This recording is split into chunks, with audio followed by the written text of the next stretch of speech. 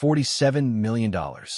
They blew every cent of it, just like that, building 19 shiny new commercial buildings right on my land. Not a single permission, not a question. Just asphalt and arrogance. I know. Who lets that happen, right? Well, sit tight. You're about to hear how a so-called trailer trash outfoxed the queen of HOA. My name's Alexander.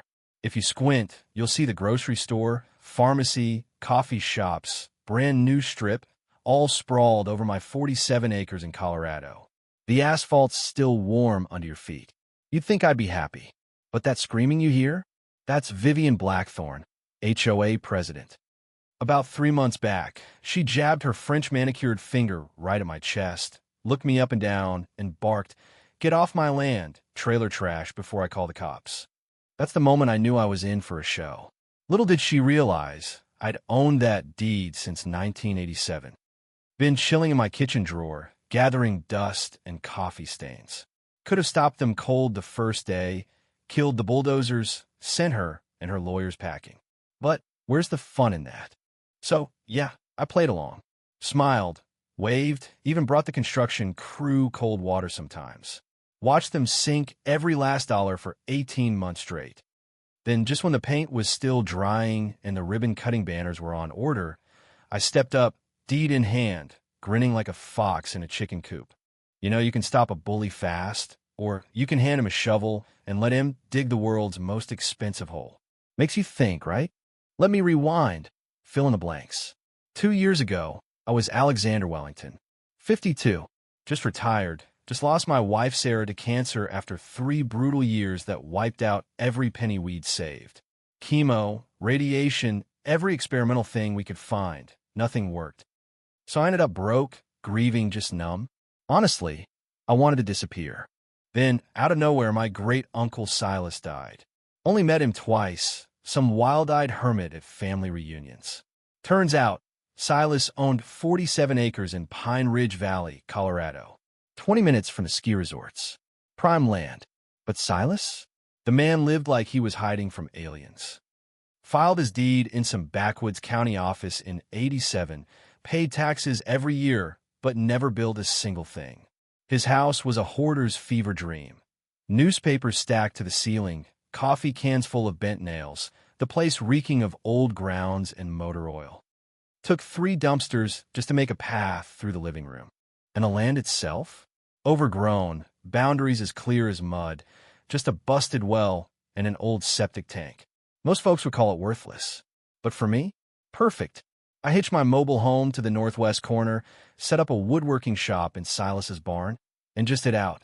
Cedar shavings, sawdust, the sound of my table saw. That was my therapy. Drown out the hospital machines in my memory. Life got peaceful, finally. Of course, I should have known that wouldn't last. Cue Vivian Blackthorne. One morning, a white Tesla glides on my gravel drive. Out steps Vivian, 58, dripping pearls, attitude so thick you could trowel it. Designer suit, hair that hasn't moved in decades, that icy confidence only HOA presidents can muster. She's the head honcho of Ridgemont Estates, the luxury development that sprouted up around my patch of wilderness.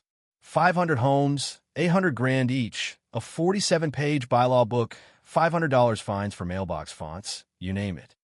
Her muscle was 2 security guards in matching polos, following her around like bored Labradors. There I am, standing on the porch, work boots, flannel, mug of coffee strong enough to melt asphalt. Morning, I say, just being neighborly. She doesn't even blink. You're trespassing on HOA land. No hello, no smile, just heels clacking across my porch like a judge's gavel. Lady, I live here.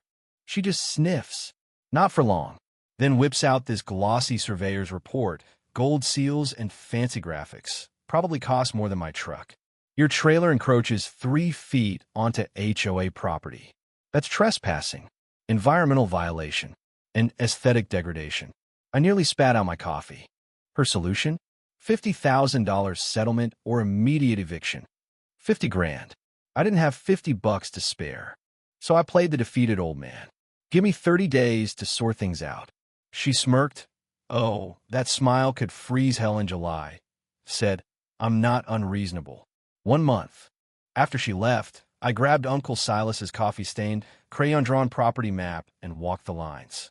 Every measurement matched. She claimed her common land included the big empty lot next to me, where construction crews were already mobilizing. The sign said Ridgemont Commercial Plaza, 19 buildings coming soon. Grocery store, pharmacy, coffee shops, boutiques, the whole dream. That night, I fished out Silas's deed from my junk drawer. Legal description matched the crayon lines perfectly. I owned every square foot they were about to build on. Now, most people would have run over, deed in hand, shut everything down. But that's not my style. Instead, I poured myself some more coffee, sat on my porch, and watched the sun set over what was about to become the priciest real estate blunder in state history. Next morning, the bulldozers arrived. I waved, played the world's friendliest neighbor. By week 3, Vivian was back, this time with a lawyer, a county inspector, and some guy pretending to be an environmental officer. They marched across my property like conquistadors. The inspector looked miserable, probably promised easy money for writing up violations. Multiple septic violations, he announced, peering at his clipboard, probably for the first time. His breath reeked of stale cigarettes and lost dreams. Meanwhile, concrete trucks were rumbling in, mixers beeping, crews shouting over diesel engines. I knew the game. This was harassment, plain and simple.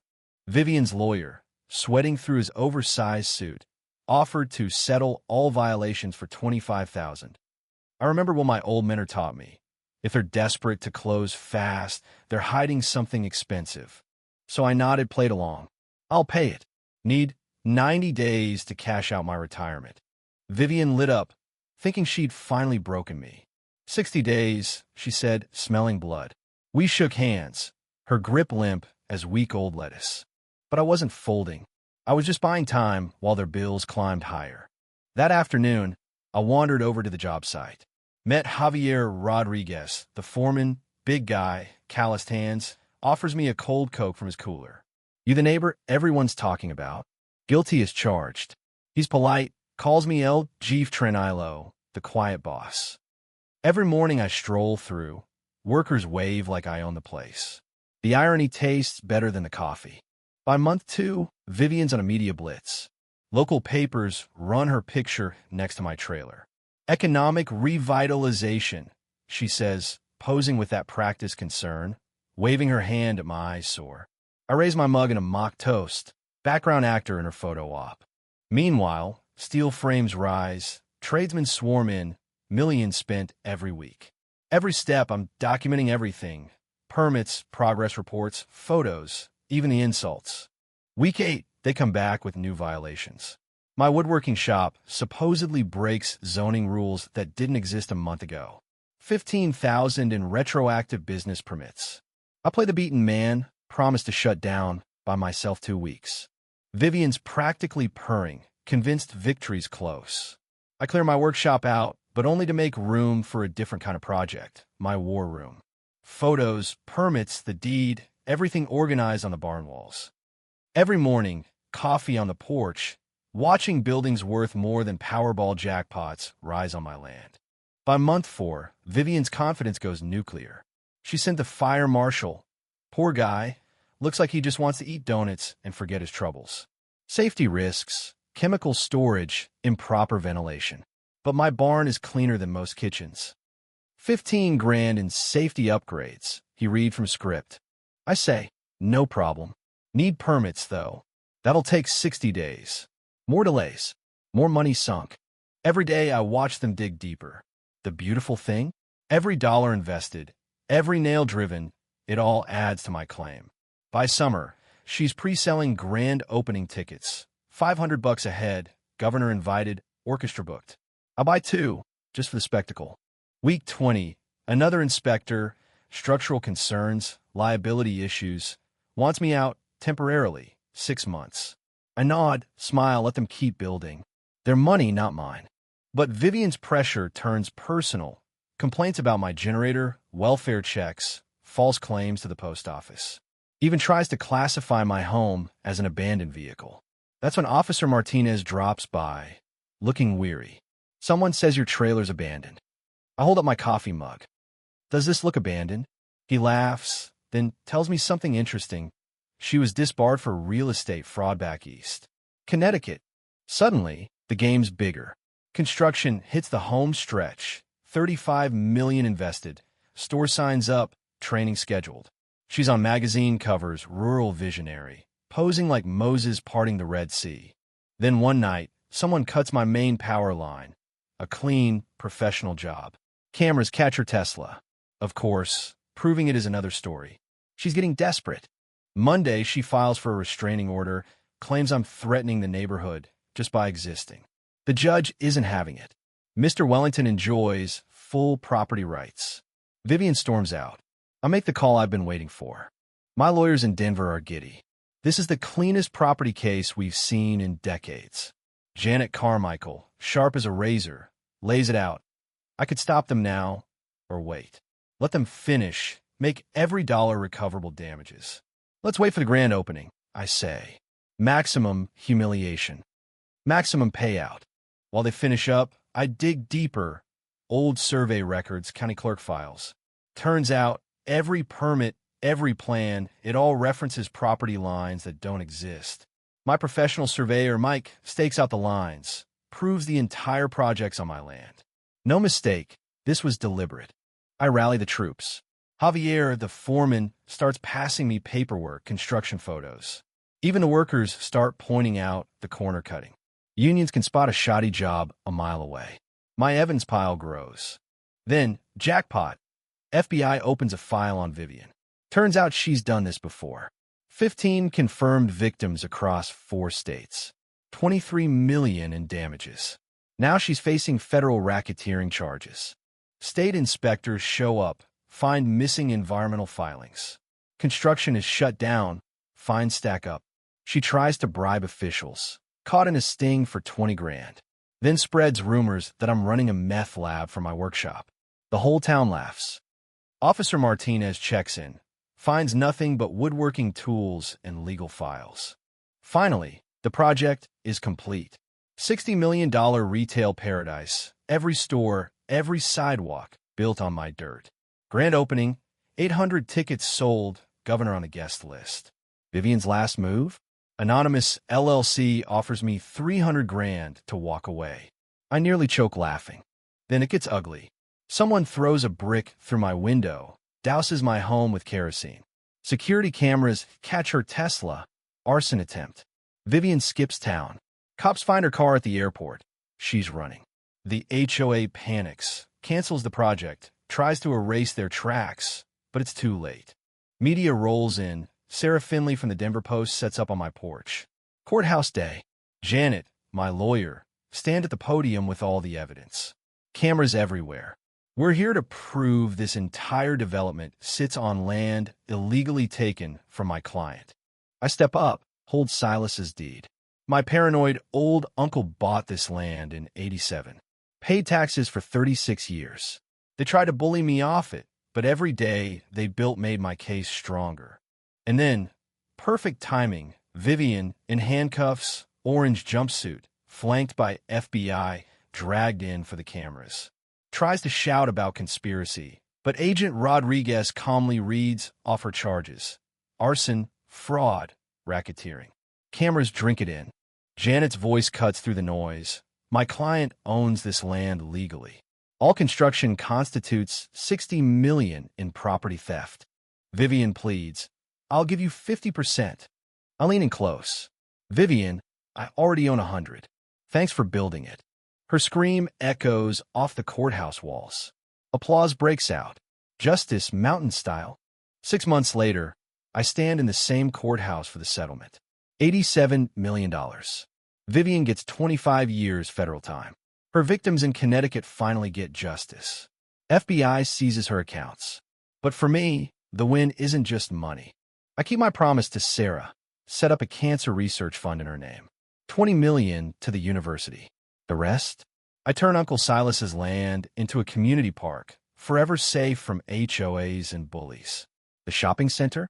Donated to the city, senior center, library, youth space. Javier, the foreman, becomes park supervisor. Every year we hold a festival, telling stories about standing up to corrupt authority. Even the old HOA residents form a new Democratic council. People say, your courage showed us how to fight back. And yeah, maybe it did. Personal healing surprised me the most. 2 years after Sarah died, sunrise meant grief. Now, every cup of coffee tastes like victory. Even my rescue dog, Justice, seems to get the joke. The state passes the Wellington Property Rights Act. Law schools use my case as a textbook. Sometimes justice really does create more justice. Last month, a widow in Grand Junction called. HOA harassing her over her late husband's shed. I drove over with my legal files. Her bullies folded in 2 days. Sarah always said, the universe gives us exactly what we need, exactly when we need it. Uncle Silas's crazy deed became the weapon that protected a whole community. Now, at sunset, I watch the valley. No more bulldozers, no more Vivian. Just peace, just justice. So, let me ask you, when someone tries to steamroll you, do you swing back fast? Or do you play the long game? Let them destroy themselves? Ever had to outweight a bully? Share your story. Let's see where real justice comes from.